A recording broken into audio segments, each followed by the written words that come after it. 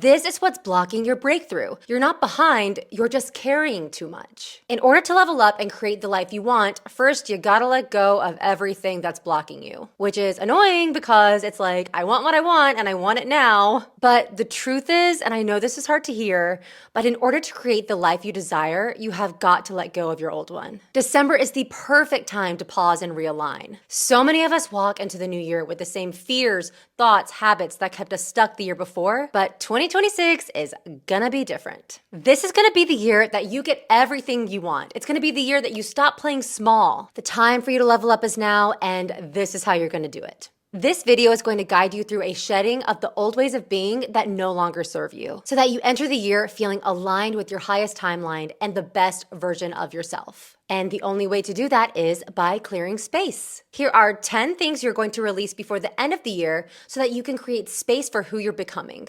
Hey y'all, welcome back to Reel It In. I'm your host, Reed Cox, and this is your go-to destination for self-improvement and creating the life you've always desired, all while keeping it real. But before we get into it, if you're new to the channel, hi, I'm Reed. Go ahead and hit the subscribe button so you never miss a future episode. Leave me a comment. Now let's get into it. Before we can manifest what we want in our life, first we have to create space for our manifestations to come through. And we do this by letting go of old thoughts, beliefs, and patterns that we've outgrown. And I know it can be tough to let go of some of these ways of being, but I promise you, once you have this mindset shift, the one your higher self has been waiting for, once you are feeling good and excited about life, then you are in alignment with your desires and able to receive. So to start us off, the first thing we're letting go of by 2026 is old desires you've outgrown. Okay, if you're doing life right, you're gonna be changing a lot. The only thing for certain in life is that there is change, which means you're going to be wanting different things at so many different times in your life. But what happens when our new desires conflict with our old desires? In order to explain the concept of letting go of the desires we've outgrown, I'm gonna use the example of my own of living in Los Angeles and my acting career. So my entire childhood, I was always gonna be an actor. I moved to LA at 18 to pursue my dreams. I literally gave up everything and moved there, and I made my dream a reality. And I was there from the ages of 18 to 30, and I was acting. Everything I did was acting. If I wasn't on set, I was auditioning. If I wasn't auditioning, I was preparing for auditions. If I wasn't preparing for auditions, I was in acting class. I was just doing everything I could, eating, sleeping, breathing, my career. And when I was 30, then I met my husband, which changed everything. And if I'm being honest, around that time, I was kind of getting over Los Angeles. I was really trying to move to New York. I was just craving something new. I was kind of bored. And when I met my husband, all of a sudden I wanted different things. And that was really shocking because my whole life it had just been me. I was single all of my 20s and my career. And the next thing I knew, my life was completely turned upside down. Now, 3 years later, I live in South Carolina. I'm a homeowner. I'm married. I'm pregnant with our first child on the way. I am making these videos on YouTube. I'm sharing my writing on Substack. I'm posting on TikTok. I'm kind of becoming a little bit of a content creator. I'm also acting, but I'm doing so many more things and I'm the happiest I've ever been. But in order to create this new life for myself, in order to have the confidence to leave Los Angeles and really take a leap of faith, I had to fall in love with my new desires more than my old ones. And it hasn't been easy. So much of my identity has been wrapped up in my old desires of my acting career. I'm always gonna be an actor. I'm never gonna stop acting. I'm still acting. I have an audition to put on tape later today after I do this. However, I know that there's more that I want to get out of life than just my acting career. I don't think I would have started sharing my writing and creating online had I not left Los Angeles, nor do I think I would be married and pregnant because my life there was not aligned with the new life and identity I wanted for myself. And if I'm being honest, I really just outgrew the city. All of a sudden, the things I wanted so desperately 5 years ago were not as important to me anymore. So get real with yourself. Do you actually still want the things you're striving for? Because in order to actually get what you want present day, you can't be trying to fit yourself into a box that you've outgrown. You're not obligated to keep wanting what past you wanted either. And I know how hard it can be to let go of a dream or shift in a new direction, but it doesn't mean that you're a failure. All it means is that you've experienced everything you were supposed to experience out of that and you've learned everything you were meant to learn. And now your soul is yearning for more. This isn't to say you should completely give up on what you've been pursuing.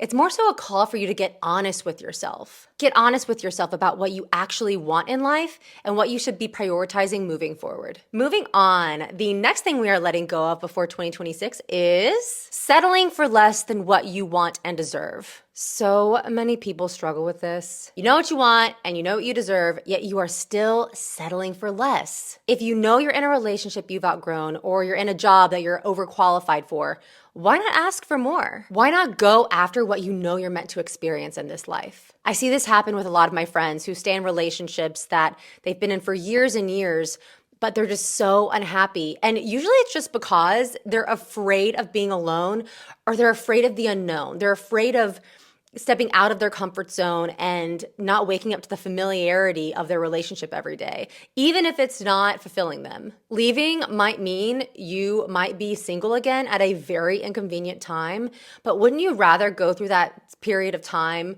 of inconvenience and actually meet your soulmate rather than stay with the person that you're not right for? This is a really simple concept. You don't really need to pause and think about it. You just know. So ask yourself, what are you settling for right now? Where in your day-to-day life do you pause and think, am I meant for more? And if you're not ready to jump off the cliff, that's totally fine, but just get curious with yourself. Get curious about the person you could be if you stop settling for less. Get curious about the person you could be if you stop settling for less than you deserve. Next is unrealistic body expectations. Okay, if you're a woman watching this, you probably have struggled with your body image at some point in your life.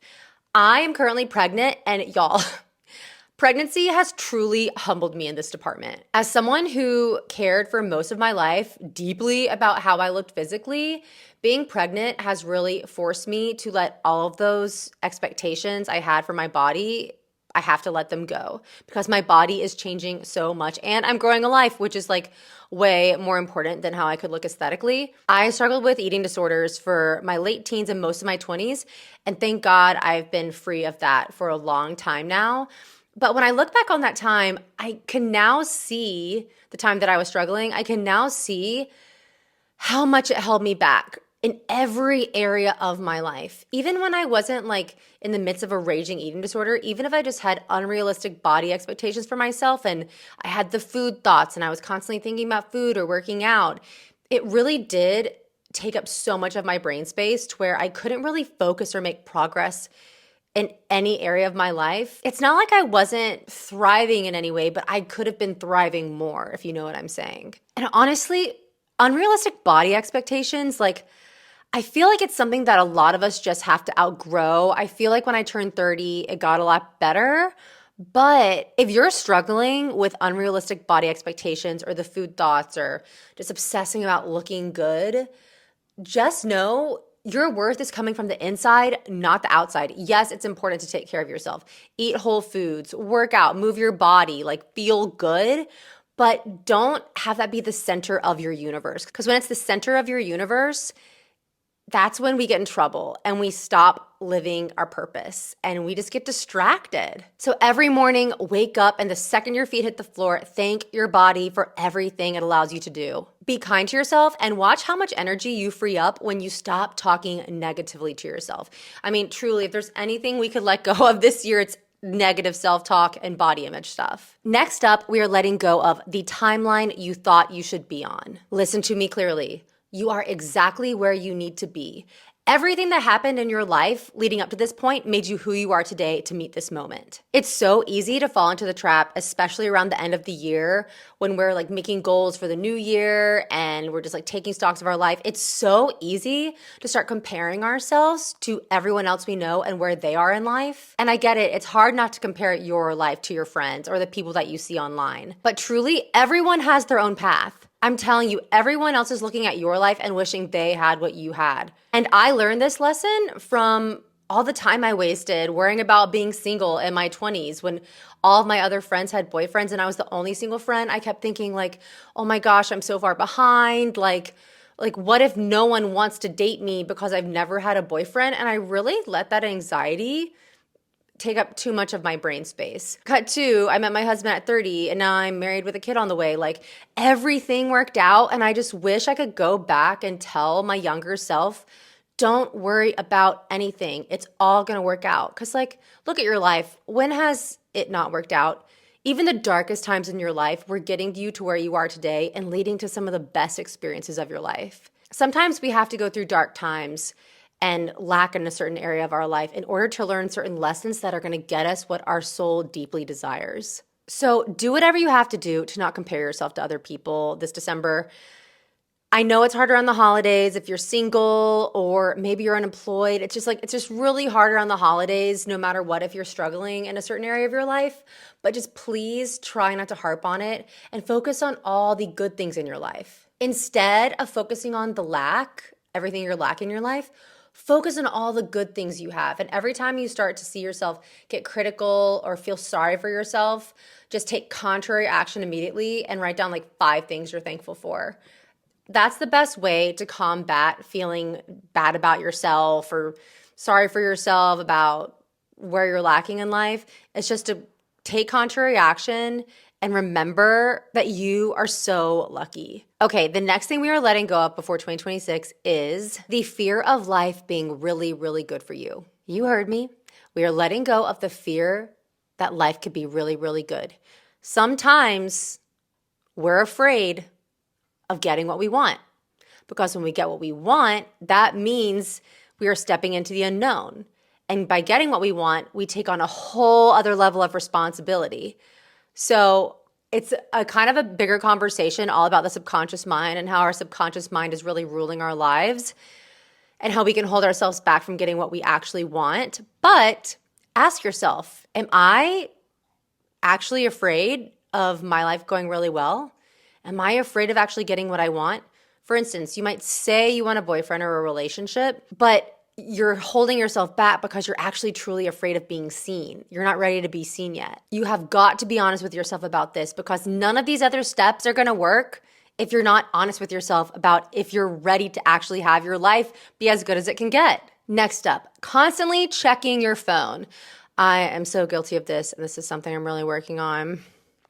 We got to stop checking our phone so much, guys. I'm in a season of really getting honest with myself about how I spend my time. I give birth in 4.5 months, and I am very well aware that my life is about to completely change and my time will no longer be my own because I will have a baby to take care of. So I'm really working on taking stock of how I'm spending my time and where I'm wasting my time. And the number one thing is I am checking my phone too much. I'll just be randomly like sitting here, I'll grab my phone and open up Instagram. It's like, why? So the main thing that's been helping me combat this is I'll have phone hours. So my phone hours usually are circled around if I'm posting anything online that day. So for instance, today I posted my Substack in the morning, and that's all I'm posting today. I'm just filming this and editing, but I had 30 minutes of phone time centered around when I posted my Substack online. So I'm kind of rewarding myself for output. Does that make sense? We're taking in so much these days. Everything's input, input, input. But if you're trying to do anything big in life, you need to have more output. So what I'm doing is I'm giving myself a little bit of input after I do output. And if you don't have a problem checking your phone, I don't know what magical creature you are, but if you don't have a problem with that, what's one thing in your life that you're kind of wasting time doing that you know you can minimize? Choose that, try to minimize it, try to free up more time in your day to focus on your goals and what's actually moving the needle forward in your life. Oh, I can't believe I just made a step not checking your phone so much, but it's true. The next thing we are letting go of before 2026 is feeling like you have to earn rest and relaxation. It is your birthright to sprawl out on the couch with a good book, relax your nervous system. It is necessary. As a former hustle culture girly, I know what it's like to feel like I have to be constantly doing something to move the needle forward, and if I'm not, I'm a failure. And I used to feel like I had to earn rest and relaxation, and then I'd try to relax, but I wouldn't allow myself to relax because I'd feel guilty about relaxing. It doesn't really make sense. I really deprived myself of so much joy in my life because I was so afraid of relaxing. I felt like it was for weak people. And it wasn't until I realized that relaxing is not only necessary, but crucial in manifesting my dreams. Honestly, most of my biggest manifestations have come during times of relaxation, when I've done the work and then I've allowed myself to surrender and relax, give it up to God. That's when it usually comes through. If you're someone who has trouble relaxing or allowing yourself to rest, give yourself even just 30 minutes a week. Set aside that time where you're gonna force yourself to relax. Book a massage, lay out with a good book, go for a walk, do anything you need to do to relax. If you got to binge watch TV, binge watch TV. If that's what you need to do to relax, just relax your nervous system and allow yourself to recharge. Because if we're running at 100 miles an hour, we're going to end up on E pretty soon. And that's not good. Maybe your mantra is, I am worthy of rest and relaxation for the new year. That's a pretty good one. Write it on your mirror, put it on a Post-it note, do whatever you got to do. But make sure you are giving yourself enough time to rest and recharge, because it is very important for your health. You need it for your health. If you're constantly in the mode of fight or flight, you're never gonna get to where you want in life. Next up, we are letting go of negative self-talk. I feel like we covered this a lot in previous points, but negative self-talk deserved its own thing because it is such a huge part of some people's lives that hold them back. The reality is, if you aren't kind to yourself, how can you expect other people to be kind to you? I had so much negative self-talk in my 20s, and it's like, no wonder I was single that whole time. No wonder I struggled so much. Like, I had such a hard time loving myself. I was so nitpicky and hard on myself. And if I didn't look perfect, then I wasn't worthy of love or attention. And if I could go back in time, the one thing I would do is change my negative self-talk and just get rid of it. So if you have any negative self-talk, even the slightest bit, please just work on letting that go, because we really have no room for it in 2026. Number 9. We are letting go of procrastination. Okay, we all struggle with procrastination from time to time, but there are different kinds of procrastination. There's the type of procrastination we have on doing a certain task, like going to the DMV. No one wants to go to the DMV. I don't know anyone who doesn't procrastinate about going to the DMV. But it's the type of procrastination where we have to do a task that we don't want to do because it's going to be annoying, it's going to be uncomfortable. But once we do it, it's like, why did I not do this sooner? And that's just the fear of discomfort. That procrastination is rooted in the fear of being uncomfortable, but you always feel much better after. The next type of procrastination is when you are procrastinating on doing something that you actually want to do. For instance, if you've always wanted to start a YouTube channel, but every time you say you're going to sit down and write your script or film a video, you come up with an excuse why you shouldn't do it, that is a type of procrastination that has a deeper root.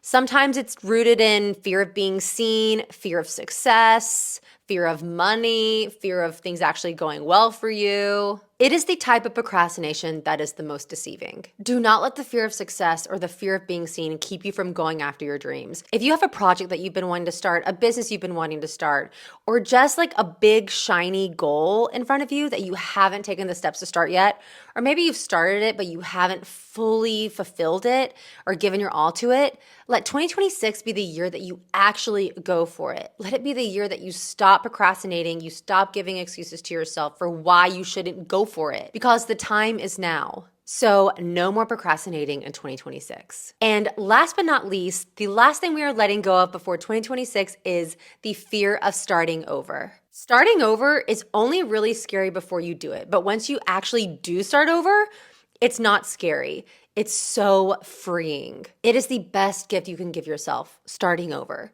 Do not fear change.